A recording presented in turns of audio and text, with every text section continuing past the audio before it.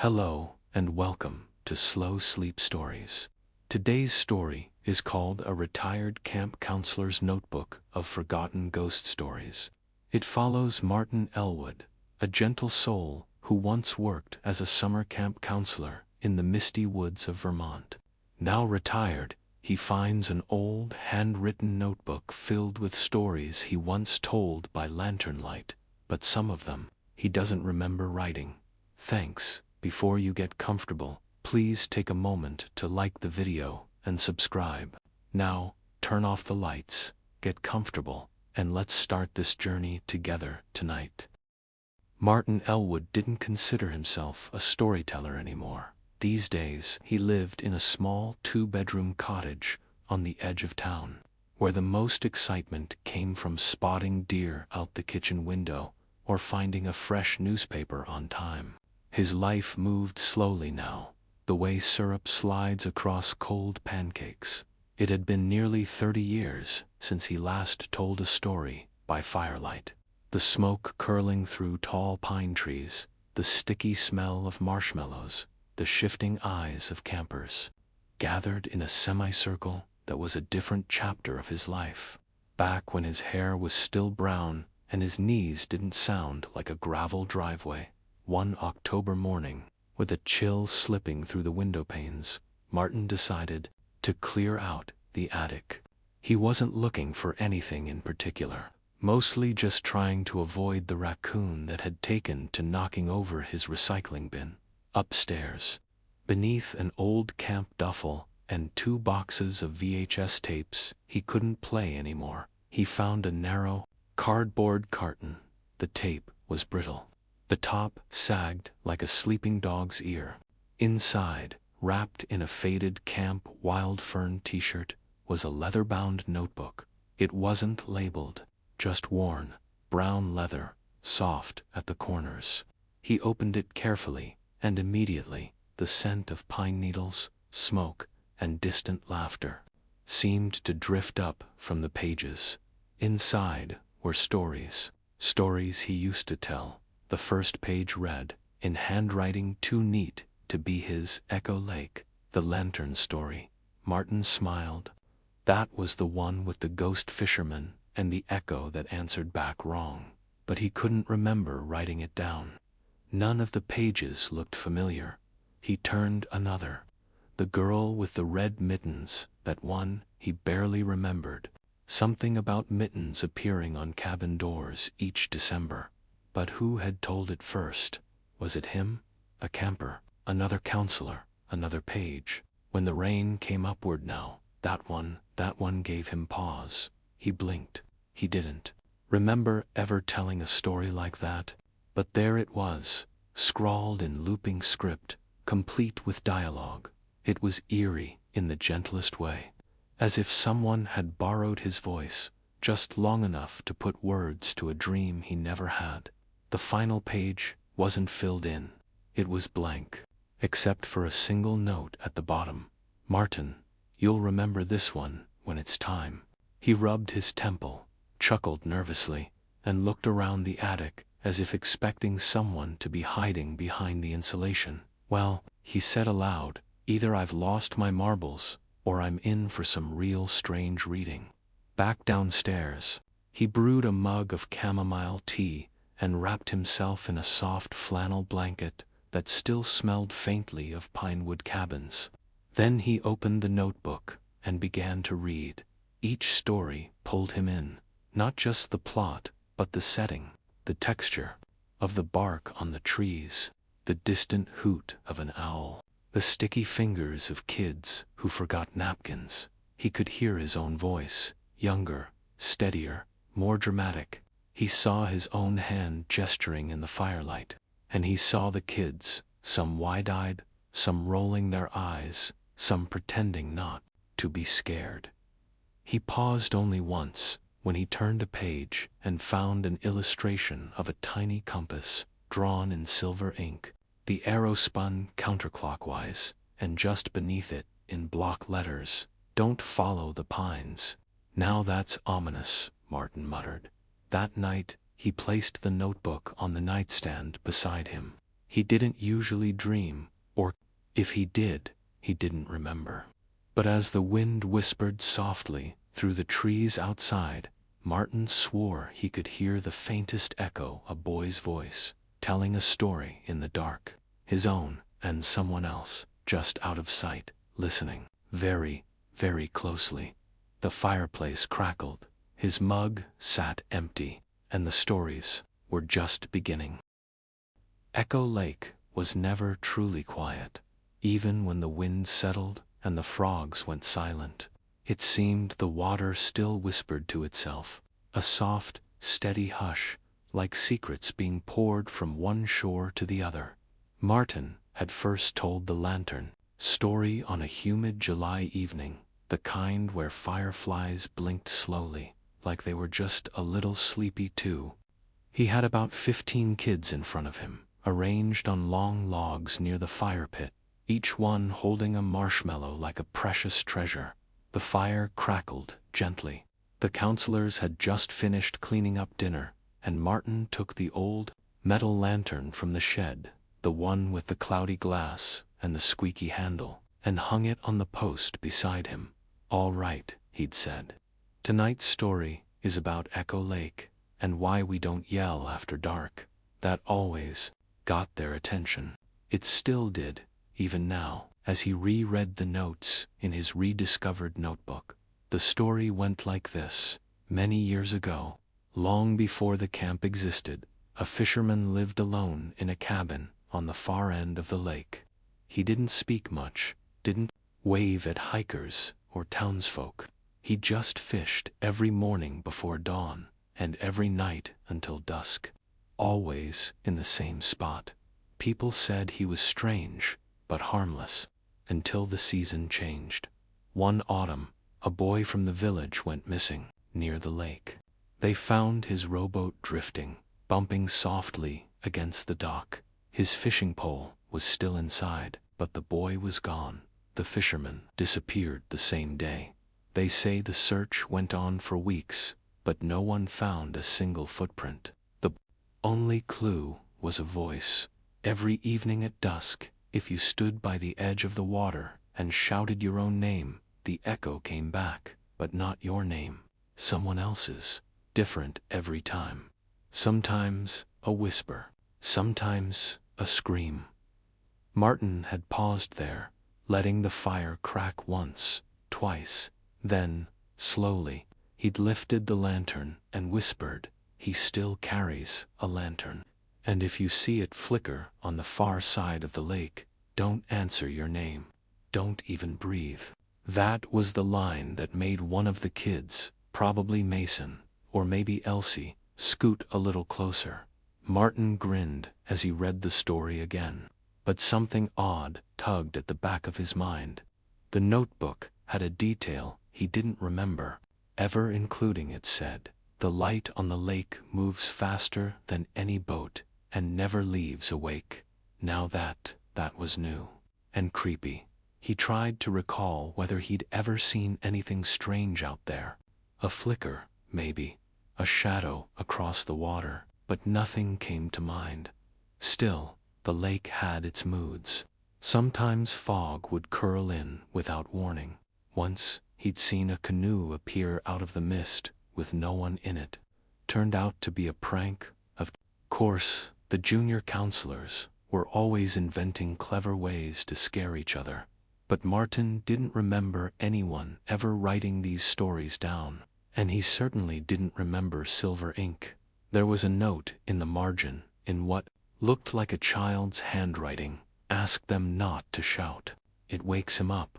Martin felt a little goosebump rise on his arm. He chuckled softly to himself, trying to shake the chill. "All right, Elwood," he muttered. "You've been retired too long, scaring yourself with bedtime stories." Still, that night, he left the notebook open on the kitchen table, just to make sure the ink didn't fade or vanish, and he found himself looking out at his own small backyard pond. Not quite a lake, but reflective all the same. The moon shimmered on the surface, gentle and round. For just a moment, Martin thought he saw a faint flicker of yellow light, like a lantern bobbing far away. He laughed. Too much tea, but still, he went back inside, turned on the porch light, and locked the back door. Not out of fear, of course, just routine. And when he went to bed that night, he left a flashlight by his nightstand, the same one he used back at camp to do flashlight signals after lights out. 3 short flashes meant good night. 3 short flashes, then, and 1 long pause. The lake stayed quiet, but the echo, deep in his memory, whispered back. Not his name, not quite, but close. The next story in the notebook didn't have a title written in neat script. Instead, someone had scratched the words in jagged pencil across the top of the page. Don't follow the pines. Martin remembered this one only vaguely. It had been one of those tales passed around by campers, changed a little every time, like a game of telephone that ended in shivers. He wasn't sure he had ever told it himself, but there it was, written in that familiar, unfamiliar hand. The setting was unmistakable. The stretch of woods just beyond Cabin 7, where the pine trees grew in perfect rows, as if they'd been planted with a ruler and too much ambition. The other counselors used to joke that it looked like someone had tried to organize nature and given up halfway. That patch of trees was always a little too quiet. No birdsong, no squirrels, just pine needles, and the crunch of your own steps behind you, always exactly 1 beat late. The story began with a boy named Drew. Maybe fictional, maybe real, Martin couldn't recall. Drew was known for being prepared, always had his backpack zipped, always carried 2 snacks, and most importantly, always had his compass. One overcast afternoon, while the rest of the campers were playing kickball down by the meadow, Drew decided to take a shortcut back to the cabins. He knew the rules: stay on the trail, never wander alone, but he wasn't the kind of kid who got lost. He followed the narrow path that looped behind the bathhouse, turned near the old tree stump, and stepped into the pine grove. The compass in his hand wobbled once, then started spinning. Martin frowned as he read. That part felt new. Or maybe it had always been there, just lost in the fog of memory. In the story, Drew stopped, checked the compass again, tapped the glass.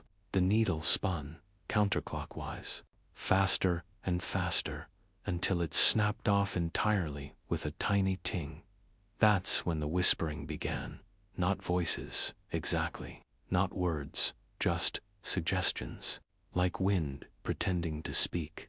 Left is closer, downhill is faster. 1 more step, and Drew, practical, logical Drew, kept walking. The trees thickened. The rows of pines narrowed until they pressed in on either side like hallway walls. He started to panic, called out. No one answered. In the notebook, Martin noticed a small smudge in the margin, not ink. It looked like a thumbprint in old, ground-in dirt. It gave him a little chill. The story ended the way most camp legends do, ambiguously. Some versions said Drew found his way back after 3 days, with pine needles in his shoes and a faraway look in his eyes. Others said he never came back at all, and if you wandered off trail and listened to hard, the whispers might try to send you looking for him. Martin ran his fingers down the page and paused at a strange illustration near the bottom. A single pine needle, drawn with meticulous care, pointing not north, but straight down. He leaned back in his chair.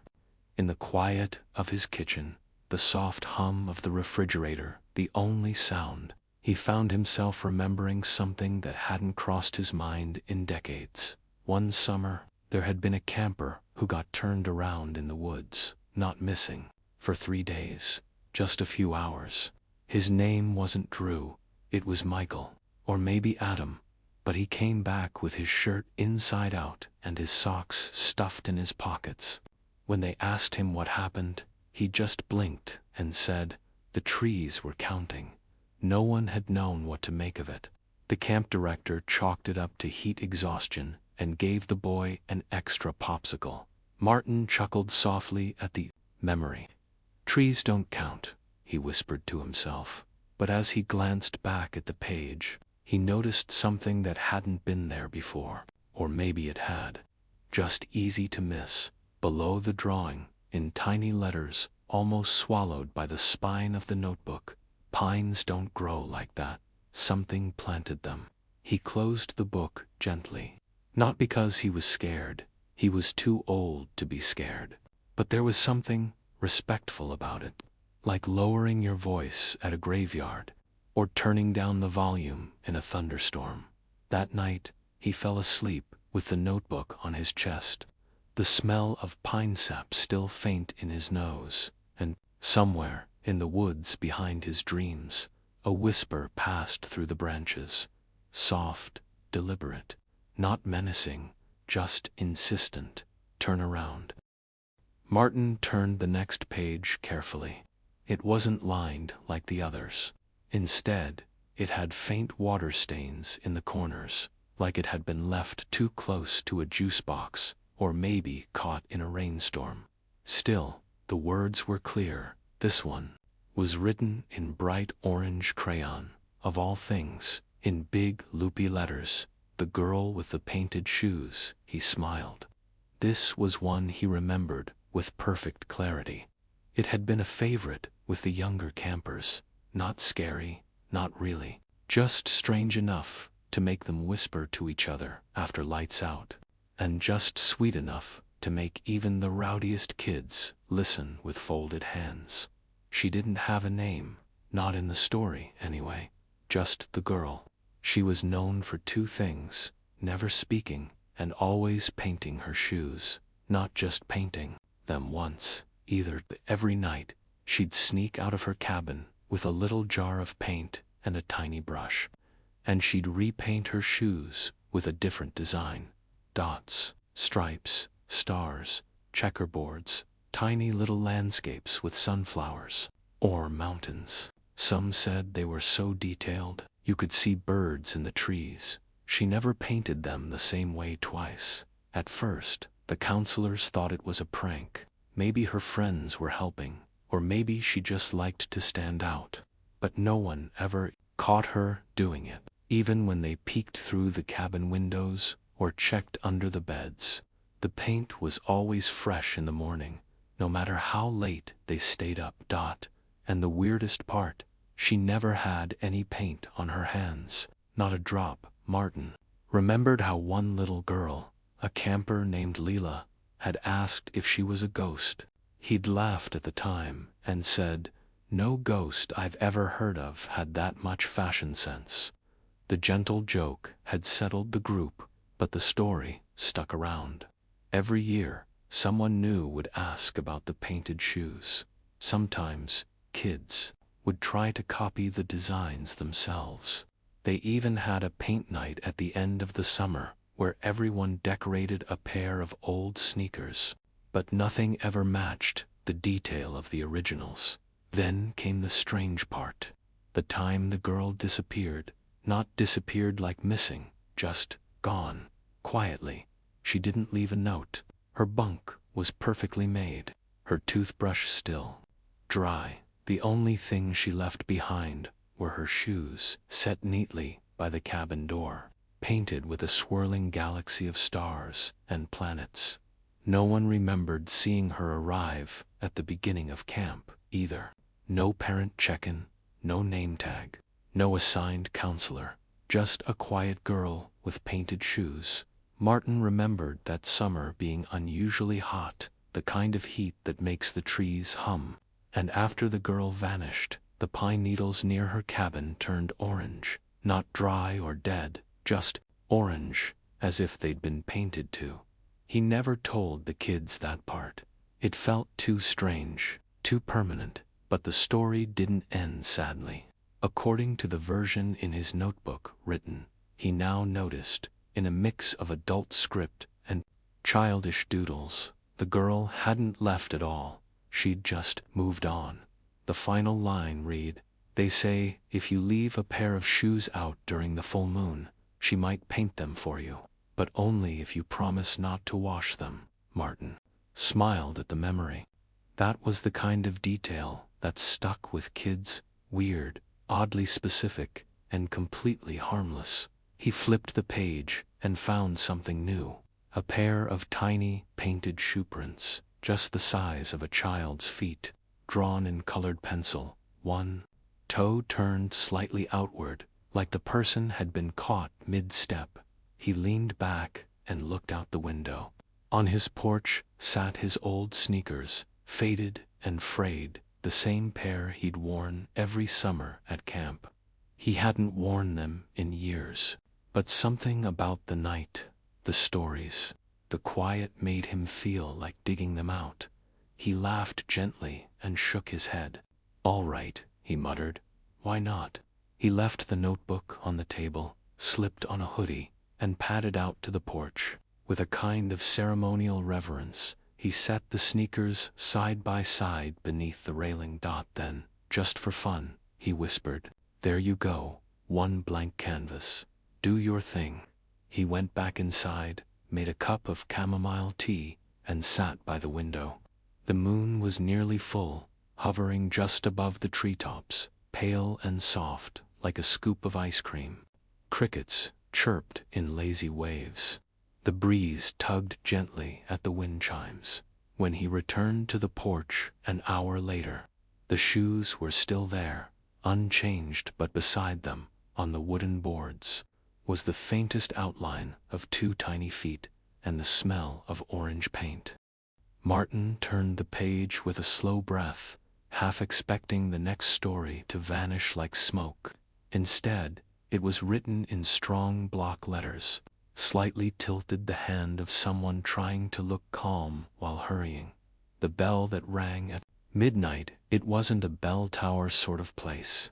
Camp Echo Glen had a rusted triangle hung by the mess hall that someone would bang with a stick when it was time for lunch.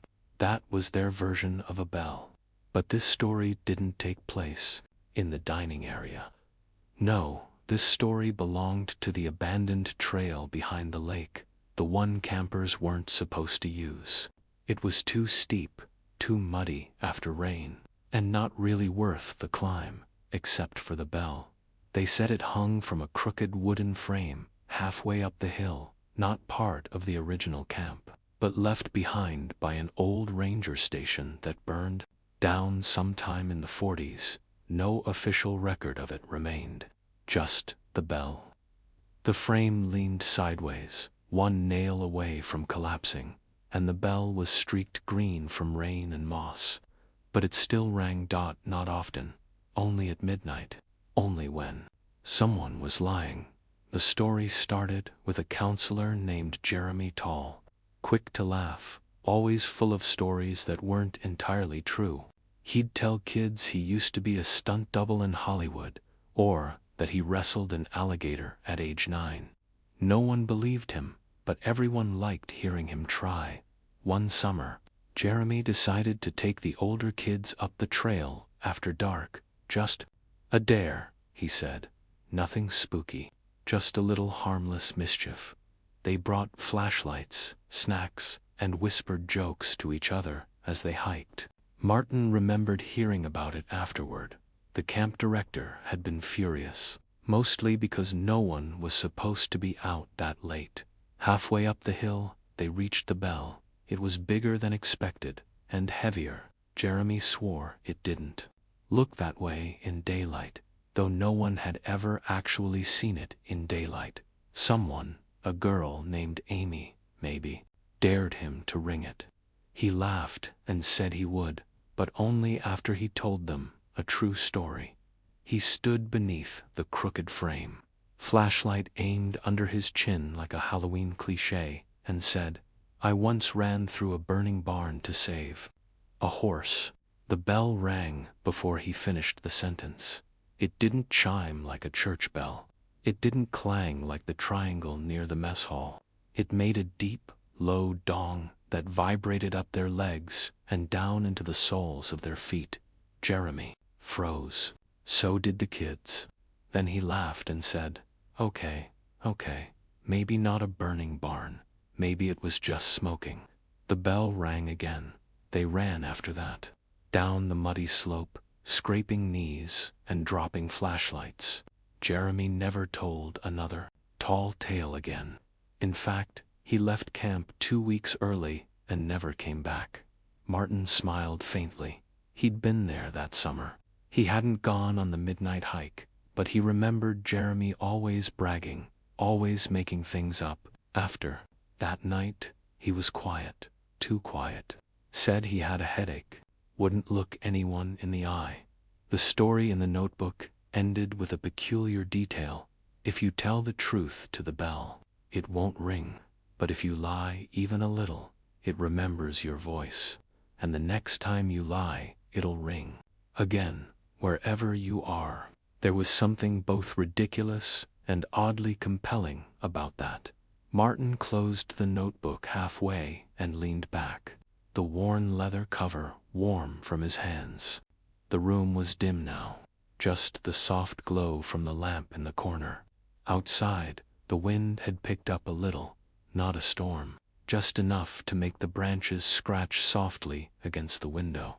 He found himself thinking about a time he told a camper that the fish in the lake could sing. It had made her laugh so hard she hiccuped through dinner. A lie, yes, but a good one. He chuckled to himself. Guess the bell would have rung for me too, he muttered, and then, as if on cue, from somewhere deep in his memory, or maybe just outside the house, came the faintest dong, soft, like it traveled a long way once. Martin froze, and then, of course, laughed again. Maybe I need to cut back on the bedtime stories. But even as he chuckled, he got up slowly, padded to the front door, and opened it. Silence, just moonlight on the steps. His sneakers were still there, unchanged. The night air was crisp. A fox barked in the distance, and then he noticed a single pine cone had rolled onto the porch. Inside its cracks was a tiny splash of orange paint. Coincidence? Probably still. He left the door unlocked when he came back inside. Martin settled deeper into his chair, the notebook balanced on his knees. The stories had taken on a different rhythm now, less about scares and more about peculiar little happenings. Ghost stories, yes, but the quiet kind, the kind you whispered, so the woods wouldn't hear you. The next page was creased down the center, as if folded long ago. Written in pencil, neat and almost shy, was the title, The Cabin That Wasn't on the Map. This one had always made campers tilt their heads, not scary, just confusing. It started, like many strange camp tales did, with someone getting lost. A boy named Benny, shy, nose always in a book, glasses taped in the middle, had wandered too far during a scavenger hunt. He wasn't even in the same woods as the others when they finally found him, but he wasn't scared. In fact, he'd come back humming, holding a tiny carved whistle in his pocket. He told the counselors he'd stopped by a cabin at the edge of the woods, not far. Really, just past the blackberry bushes, where a man had invited him in for a cup of apple cider and a story. Martin remembered how everyone had laughed nervously. A cabin. There was no cabin past the blackberry bushes. Just a ridge, a clearing, and then more woods. Benny was insistent. He even described the porch, sagging on one side, with a green rocking chair and wind chimes made of forks. Inside, the man had a potbelly stove, a cat that slept on the mantel, and books, so many books, stacked everywhere. The cabin smelled like pencil shavings and lemon cookies. Benny had said no one else had seen it. Even when they retraced his steps, even when the entire staff combed the forest edge, the cabin never appeared. The strange part, Benny had the whistle. It was small, carved from some soft wood, and shaped like a bird. When you blew it, it made a warbling sound, like wind through reeds. He carried it with him the rest of that summer, tucked in his pocket like a good luck charm.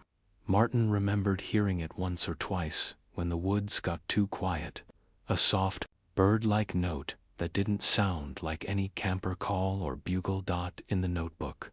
Someone, possibly Martin himself, though he didn't remember writing it, had added a line in the margin. The man said the cabin only appears to people who need a place to rest. Another line below that, in different handwriting, he made me promise not to bring anyone back. Martin raised an eyebrow. The story had taken on a life of its own over the years, with campers adding their own twists. One claimed the man in the cabin was a retired magician. Another said he kept a map of all the lost things in the world. Socks, earrings, forgotten dreams. But Benny's version was always the simplest and the most believable. Just a quiet cabin, warm cider, and a place to sit when you were tired. Martin thought about how many times over the years he'd felt that strange longing not to be scared, but to be safe, not to run from something, but toward quiet there. Had been nights, especially in the off-season, when he'd walked the edge of the forest and half expected to see the faint flicker of light through the trees, a candle in the window, a fork wind chime rattling in the breeze. He never did, of course, but once, on a cold autumn evening, he'd found a tiny circle of crushed grass past the blackberry bushes. No footprints, just that dot, and he'd thought only for a moment. Maybe someone had been sitting there. The story ended without much fanfare. Just a line that read, "Sometimes you don't need to understand something for it to be true. Sometimes it's enough to rest a while and listen to the stove crackle." Martin closed the notebook halfway and let his head tilt back. His house creaked. Softly, the good kind of creak, the kind that said it had settled in for the night.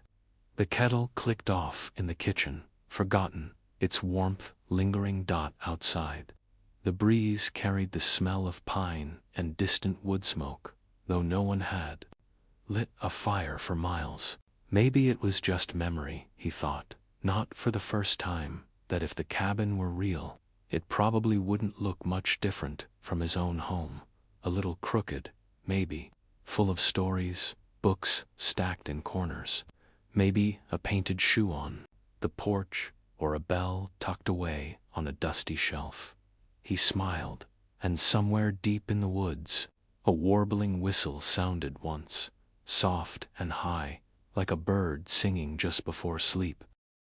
The air in the living room had quieted into a kind of hush now, the deep calm of late night, when the world outside tucks itself under layers of leaves and soft wind.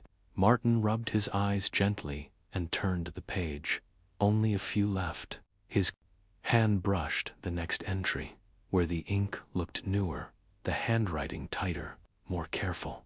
The girl who drew maps in her sleep. He remembered her, of course he did. Her name was Eliza, 10 years old, maybe 11. Brown curls, always half-dangled, and a gaze like she was listening to something no one else could hear. Not a troublemaker, not particularly loud, just ... odd. In the way kids sometimes are when they're watching a different kind of movie in their head. The story began midsummer. Long daylight, bugs humming like tiny motors in the tall grass, and the smell of sunscreen clinging to everything. Eliza had joined a 2-week program that focused on nature hikes and journal writing, but she didn't write stories in her journal. She drew maps. Every morning, when she opened her notebook, there was a new map on the page, even if she swore she hadn't touched it. At first, the counselors thought it was a prank, some older camper sneaking in at night to draw the maps, but the maps were ... oddly specific. Each had strange labels, written in blocky letters, place where dreams leak out. Tree that hums when it rains, moss with memory. They weren't jokes, and then the maps started matching the landscape. One led to a clearing no one knew existed, a perfect circle surrounded by birch trees, soft moss at its center. Another pointed to a rock shaped exactly like a sleeping face, nestled deep in a ravine behind the climbing trail. None of these had been on the camp's actual map, but when Martin walked with her to check, she was always right. At night, she'd talk in her sleep, not words, not clearly, just low. Hums and small phrases, like compass directions, whispered underwater. Her bunkmate said it was like sleeping next to a living globe, always spinning. Martin had taken one of the maps she left behind, a scribbled thing with curled edges and smudged ink. He'd kept it tucked into an old birdwatching manual for years, and when he finally unfolded it again, just out of curiosity, he'd found a line on it marked, "Here, where you will forget your name for just a minute, and it will feel like peace." He had no idea what that meant, but it made him sit down and stare out the window for almost an hour. Back at camp, Eliza became something of a gentle mystery. Campers would quietly slip her drawings, hoping she'd dream of a path they could follow. She never promised anything, never claimed to know how it worked. One morning, she woke up with tears dried on her cheeks and a map of a place labeled, "Where the Lost Ones Wait." Martin asked her about it. She just shook her head and said, "I don't like that one." They burned that map in the campfire that night. Years later, Martin looked up her name in old camp records. Nothing unusual, no dramatic outcomes. She'd grown up, moved away, became a librarian, according to one form. But sometimes, he'd wonder if she still drew in her sleep. If there were still places unfolding behind her eyes, quiet clearings, hidden corners, forgotten things that waited patiently to be found. The story in the notebook ended with a final note in the margin. Everyone has a map inside them. Some are just harder to read than others. Martin closed the page with a softness he didn't quite expect. The fire in the fireplace had gone to embers now, but he didn't feel cold. He looked over at his own bookshelves, worn and crowded, and thought how easy it would be to believe that some shelves, some corners, might lead somewhere else entirely, if only you knew where to step. He yawned, long, slow, deep in the chest, and let his eyes close for a moment. Behind them, in the dark, he pictured a map, not of streets, but of stories, and maybe, just maybe, one final place left to visit. Lie back and let your body sink softly into the surface beneath you. Feel the gentle weight of your limbs as they melt into the mattress or chair, like warm honey settling into a cup. Breathe in slowly through your nose. Hold it for a gentle count of 3, and exhale softly through your mouth. Let the breath move like a quiet wave, rolling in and out. Picture yourself standing at the edge of a forest. It's evening, the sun a fading glow on the horizon, painting the sky in soft shades of peach and lavender. The air smells of pine and fresh earth, with a hint of something sweet like wildflowers blooming quietly in a hidden glen. In front of you is a small, worn path. Not a path to hurry on, but one to stroll, to wander slowly as the cool breeze brushes your skin. Step onto it now, feeling the soft crunch of leaves beneath your feet as you walk. Notice the trees standing tall and calm, their branches swaying gently, as if whispering old, kind stories just for you. The light dims, but it's a soft, comforting darkness, like a warm blanket wrapping around your shoulders. Ahead, you see a little cabin like the one Martin read about, the one that wasn't on the map. Its wooden porch creaks softly as you step forward, the green rocking chair moving just a bit in the evening breeze. You sit down, feeling the smooth wood beneath your hands, and breathe in the scent of lemon cookies baking in the stove inside. You are safe here. The cabin holds a quiet peace, a place where worries slip away and gentle dreams begin. Outside, the bell from the old ranger's station rings once. Not loud, just a soft dong that echoes across the trees, reminding you it's time to let go. It's okay to rest. It's okay to be still. Feel the calm spreading from your chest down to your fingertips, and from your toes back up to your heart. Your breath slows. Your thoughts drift like clouds, light and slow.